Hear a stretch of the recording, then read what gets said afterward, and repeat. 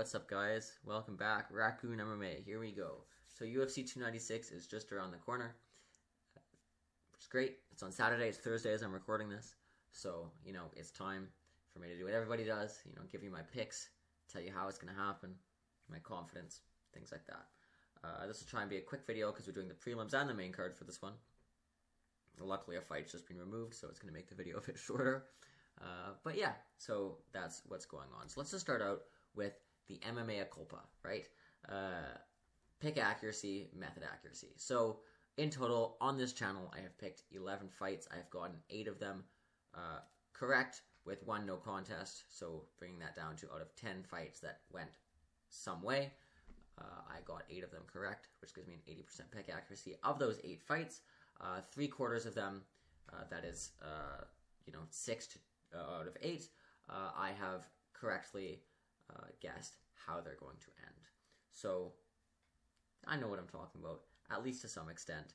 You can be pretty confident in my picks. Okay, so let's start with the first fight of the main prelims.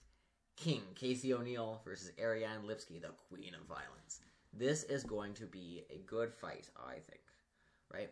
Casey O'Neill is coming off her first loss ever. I saw it. I was sad to see it happen. Not many Scottish fighters in the UFC, so, I'll cheer for them. Whereas there are a lot of Brazilians. She's mostly a striker, right? She's pretty well-rounded, but, every round starts on the feet, and I noticed that she usually doesn't, take it off the feet unless she feels like she has to. Despite that, she has actually never scored a knockdown, right? So Casey's strike stats are way better in terms of accuracy, striking, defense, strikes landed, total, volume, things like that. But she's never actually scored a knockdown, whereas Lipski has. She's got some Muay Thai experience. Casey O'Neill has the better ground game. In fact, all of her finishes come from it, of course, but she's never knocked somebody down. So all of her finishes come from taking somebody down and submitting them or hitting them. So I think that, for most of this fight, Casey's going to be pressure fighting, right? She's going to want to keep Lipski on the back foot. She's going to want to, just keep hitting her, volume, cardio fighting. Whereas Lipski's going to be defensive. She's going to be countering. She's going to be looking for those power shots, playing defense a bit more. I don't think that either one finishes the other. I mean, not only is this a fight at these are small people, right? This is 125. You don't really get a lot of knockouts at 125. But I think that just in general, both of them are not really finishers. But based on volume and activity in the fight, I can see Casey O'Neill getting a 29-28 or even a 30-27 just based off of, controlling the fight, landing more shots, pushing Lipski around a little bit, and things like that. Who do I want to win? Probably Casey O'Neill. I wanted to rebound. I think she's a good fighter. I think she's cool to watch. And of course, again, not many Scottish fighters. Paul Craig's really been letting the side down recently. So, you gotta cheer for King Casey. I think that she's gonna win by decision with, I'm about 70% confident in this, right? It's possible that Lipski lands something big and then follows it up, but I think probably Casey O'Neill is going to win this one by decision. Okay, moving on, up the card. Cody Garbrandt versus Brian Kelleher. This is a good fight.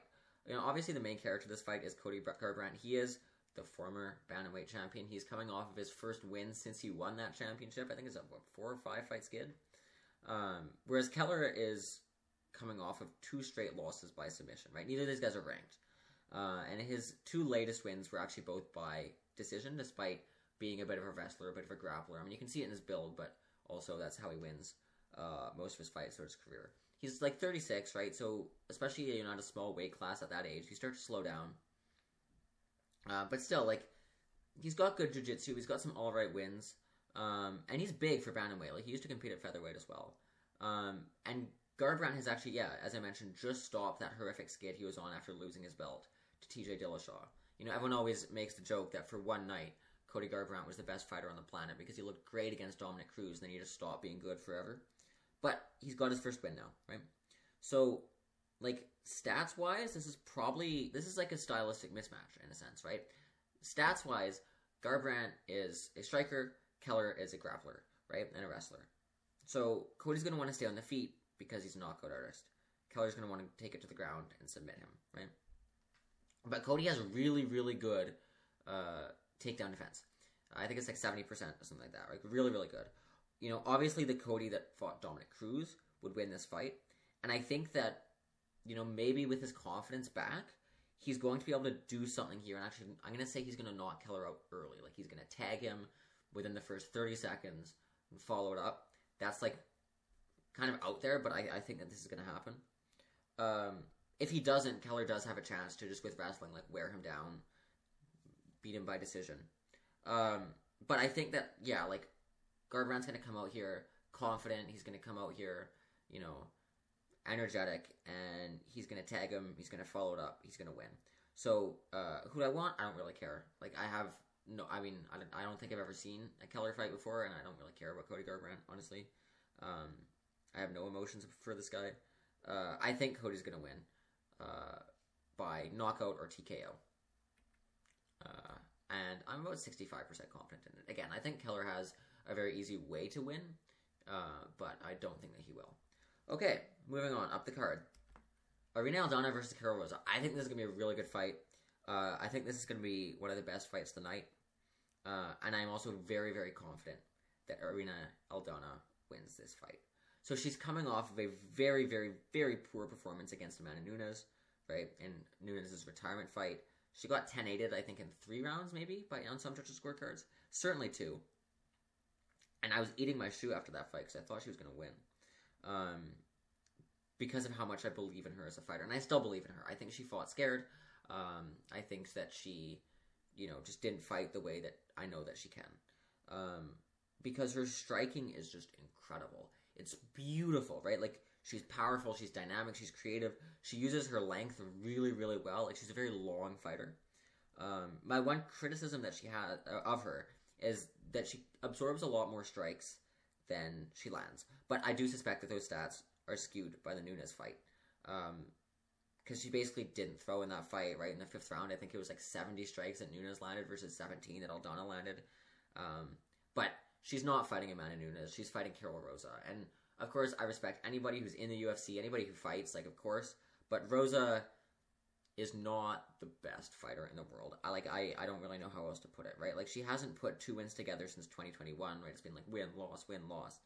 Her most recent win is a very, very close split decision. I watched that fight. I thought she lost over Yana Santos, who herself, Yana Santos, was coming off of 2 losses going into that fight. One to Holly Holm and the other to Irene Aldana, right? So, yeah, striking, I think that there's going to be an obvious advantage for Irene Aldana. Now, Karol Rosa is going to have a strategy to deal with that. I'm going to talk about that in a second. But the ground game, like, Rosa attempts a lot more takedowns. She pushes people around. Like, you can see in her build, like, she's a lot stockier than Aldana. They're about the same height. Aldana's a bit, like, longer in the legs, longer in the arms, and taller, but, like, they're pretty close. I think it's, like, 2 inches in every metric. But Rosa is a lot stockier. I believe she used to be a featherweight. So, yeah, like, she attempts more takedowns, but Aldana has very, very, very good defense. 70% takedown defense. And also just better grappling, like more submissions, better defense, things like this. So, I think that the strategy that Rosa's going to have is basically to make this fight as boring as possible, right? It's going to be to clinch Aldana against the fence, you know, push her, get that control time, get that dominant position, maybe land a few knees, a few elbows, gas her out, things like this. But I don't think it's going to happen. I think she's going to try it. It's not going to happen. Why? Because I think that Aldana's going to catch her on the way in, right? She's going to find that chin very easily. And then she's going to outstrike her. She's going to be stronger than her. She's going to out-wrestle her. She's going to out-grapple her. Like, I think this is a very uneven fight, despite Aldana being 5th ranked and Rosa being the 9th ranked. I believe that Aldana is a future champion. I know she's getting up there in the years, but I do believe that, like, winning this fight and then winning another, she'll fight for the belt and she'll win it. I think that Aldana knocks her out, and I want her to win. You know, I've mentioned this before. I always cheer for Lobo Gym fighters. They're just incredible to watch. And yeah, I think that she wins knockout or TKO, and I'm going to say round 2. I'm about 85% confident that Aldana will take this one. Like, I think that Rosa might just push her against the fence the entire time. And of course, that's like a legitimate strategy to win. I don't have to be happy about it, but it is a strategy. It's mixed martial arts. Otherwise, you know, go watch kickboxing. But, yeah, I'm super, super confident that Aldana will win. Okay, moving on up the card.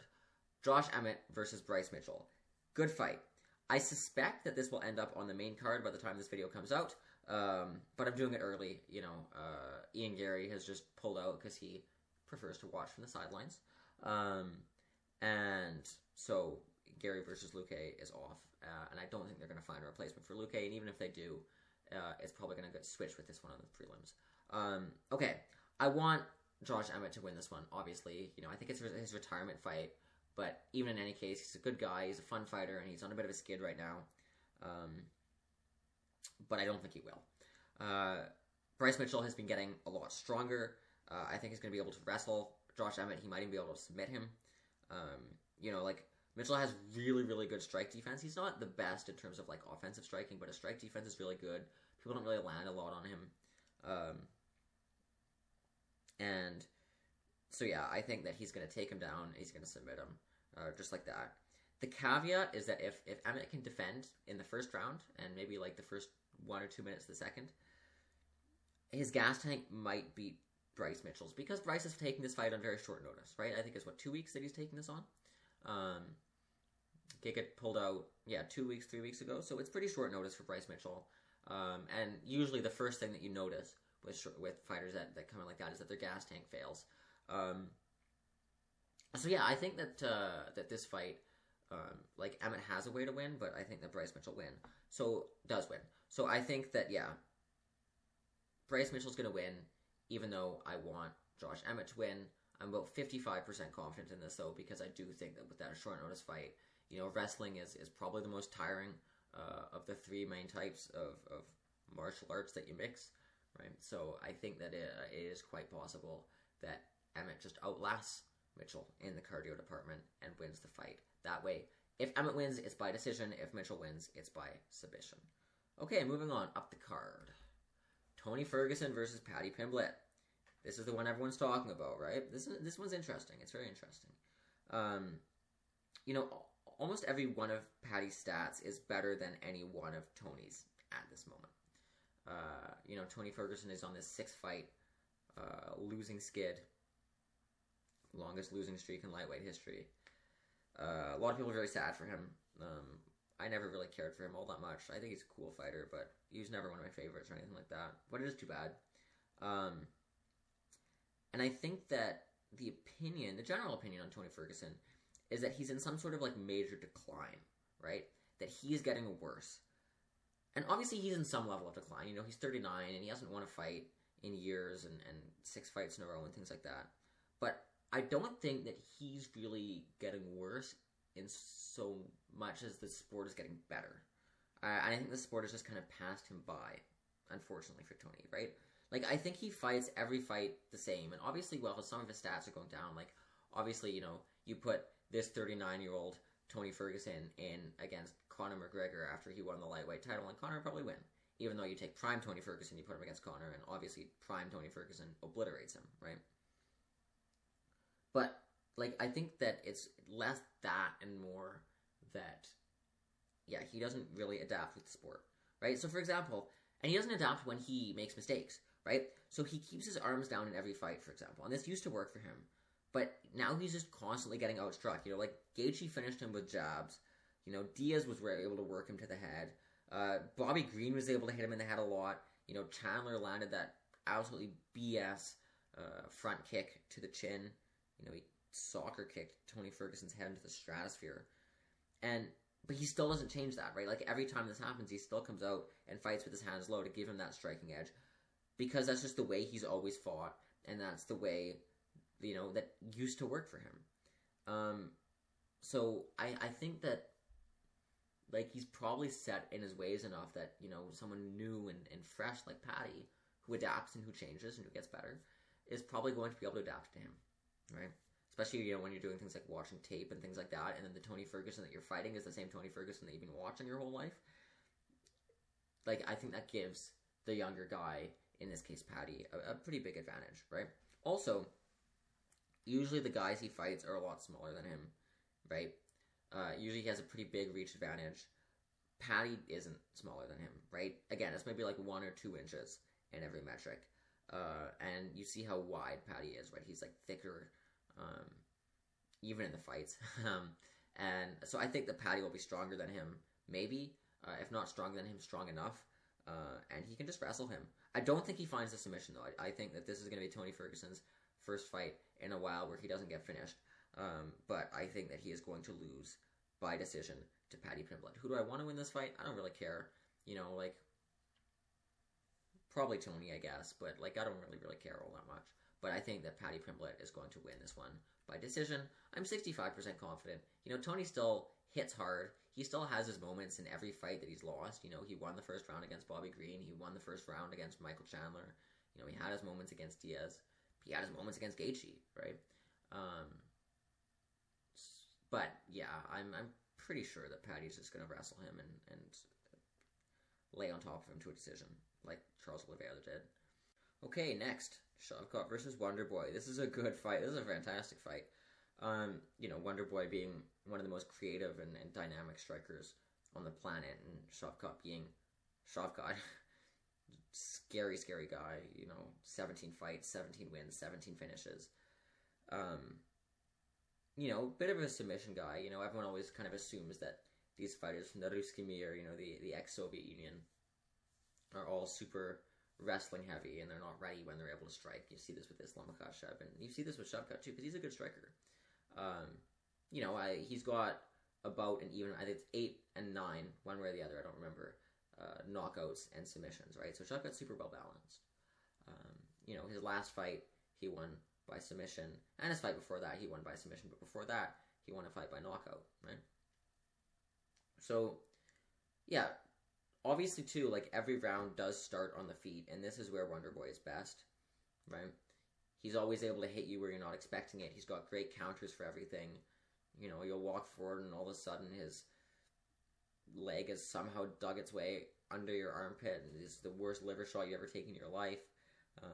He's good, right? He's accurate. He does hit hard, and all this. I don't think he hits as hard as Jeff Neal, who was able to hurt Shavkat. I'll note this, that Jeff Neal was able to hurt Shavkat. He stumbled him a few times. Never dropped him, but he stumbled him. Shavkat is a good striker. I'm just trying to think about to what extent Shavkat is going to be able to keep up with Wonderboy. And he is a good striker, right? He's accurate, and he hits very hard. He's got that really, really great spinning heel kick. He can land it on your head. He can land it on your body. But he does have a few problems. He doesn't feint at all. Well, he does, but hardly. He also leaves his chin very open, right? So it wasn't really a problem for him until the Neal fight, because Neal hits very hard, especially an overweight Neal. I saw sometime in his pro career before joining the UFC a video of him getting dropped bad and recovering, but however many fights that was ago, that's a different fighter, right? But he leaves his chin open. He can be tagged, although his durability is really good. He recovers well, and Wonderboy hits hard, but he doesn't hit super hard. He doesn't hit as hard as an overweight Jeff Neal does. So, to what extent Wonderboy will be able to keep Shavkat off of him, right? Because he doesn't want Shavkat to grab him. If he grabs him, it's a long day for him, right? So to what extent he'll be able to push Shavkat back, keep that movement going, As far as people who can strike while they're moving, Stephen Thompson is near the top. But even so, Shavkat is going to be able to take those shots and keep walking him down, right? And so I feel like eventually at some point in this fight, he's got 15 minutes to do it. Shavkat will get Wonderboy against the cage. He will use that sambo, of which he is an international master of sport, and he'll get a takedown. I think the fact, him getting a takedown is an inevitability in this fight. I think him getting a takedown is an inevitability every round, honestly. And I don't think that's going to go well for Wonderboy, right? He will defend for a time, but I think as he gets a bit more tired, Shavkat is a cardio machine. Shavkat will get his back, and he will eventually submit him. I'm thinking maybe in the third round. Wonderboy will tag Shavkat and have his moments. He might even win a round. He might win the first. I can totally see Wonderboy tagging Shavkat for 3.5 minutes, and Shavkat striking back but not doing as well, and then eventually he grabs him and he gets a bit of control time in the ground, but it's not enough to win the round back. I can see that. But I think over the course of the fight, Wonderboy's going to get more tired. Shavkat's going to eat what he's throwing. He's going to get him down. He's going to get his back. He's going to submit him. Do I want to win this fight? I don't really care. I love both of these guys. I'd love to see them both fight for the title. After Bilal, of course, because Bilal deserves it first. And I'll probably be sad for whoever loses. But, yeah, like, I think that Shavkat is going to win this one by submission, 90%, super confident in this win for Shavkat Rakhmonov. Moving on, we're on to title fights now. Isn't that exciting? Alexandre Pantoja versus Brandon Royval. This is going to be a good fight as well. My pick in this one, I'm picking, and I'm just pointing it out now, like, with this pick, just so you know, I'm not just picking the betting favorites. I'm going to go with Royval in this one, right? Crazy stat here. Royval has a 100% takedown accuracy. This sounds crazy on the surface, but in reality, he's only landed 2 takedowns off of 2 attempts in his UFC career. But despite that, he has 9 submissions in his life, right? Which means that he's really, really good off of his back, right? Really good, like grappling-wise. Obviously, 125 pounds, you need grappling in the men's division at 125. So everyone's good at grappling, but Royval's really good at grappling, especially off his back. He's also a lot faster than Pantoja is, like with his strikes, and a great finisher. I know Pantoja did beat him once, I think 3 fights ago, but Royval says that was a different version of him, and watching his most recent fights, I agree. I think he could run into problems here. Like, we know that Pantoja is a great fighter, right? I don't think that he's going to just outclass Royval. Royval even had his moments the first time they fought. I don't think that Pantoja is going to outclass him just like that and win. If he does win, it's going to be based off of cardio, right? Because Pantoja's last fight, it went the 25 minutes. It was an absolute war. Pantoja fought through being hurt a lot by Moreno, just pieced up on the feet. And getting tired and all this. And he went through that and he won the decision. Whereas 2/3 of Royval's wins are first round finishes, right?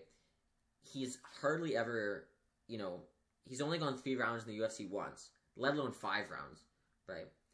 And so we've seen this in the past, that these really great finishing artists can really suffer in those championship rounds the first time they get there, even if you do 5 rounds in sparring, right? If you look at like Islam Makhachev against Volkanovski, for example. Now, Royval lives and trains in Colorado, so he lives and trains at altitude, so that's going to give him a cardio advantage. But even so, I think once you get to round 4 and 5, he's probably going to start to slow it down if Pantoja gets to that point, right? I think that Pantoja probably, technically speaking, has better striking overall, but Royval is so fast and so creative with his striking, I don't actually really think it matters at all. So I think that Royval stuns him first or second round, and either takes him down as a result or knocks him down and then follows him and submits him. Who I want to win, I don't care, right? Because I'm a Moreno fan. I want Moreno to come back and win it, right? So if it's Pantoja, Moreno comes back and wins it, he gets his lick back, that's nice, gets the belt. If it's Royval, I think it's an easier fight for him. So I don't really care who wins, but who I think wins, I do think that Royval's going to win this one. I think he's going to finish Pantoja. If he doesn't, though, Pantoja will outlast him. And maybe win like 48-47 based off of those championship rounds. Okay, moving on. Final fight of the card and final fight in the UFC of the year. Leon Edwards versus Colby Covington. Yeah, I mean, this one, pretty obvious, I think, right? I don't think that many people are picking Colby to win this fight. Neither am I. Why? Well, because Colby is just a worse version of Kamaru Usman, right? Like, I hate to do MMA math and be like, well, Leon beat Usman and Usman beat Colby. But Colby fights like Usman, but worse. I mean that, like, relentless cardio, the chain wrestling, striking to some extent to serve the wrestling, things like that, right? Maybe he's got better cardio than Usman, but he doesn't have better striking and things like that. He doesn't have better striking defense. And you saw, like, in his last fight, Leon Edwards totally outclassed Kamaru Usman in every way, right? And so I think that, like, if Colby wins this, he's not winning by decision. He's finishing Leon Edwards because Leon does what he always does, and he kind of starts to suck in, like, round 4 and 5. But I think that he'll build a big enough lead with 10-9s, maybe even a 10-8 in the first 3 rounds, hurt Colby. Because his striking it's so crisp, it's so accurate. He's super accurate with his striking, right? And I think that, like, look, Leon's good in the clinch, so Colby is gonna get hold of him, like that is inevitable. He's gonna get his waist, and what's Leon gonna do? He's gonna back up to the fence. He's gonna elbow him. He's gonna knee him.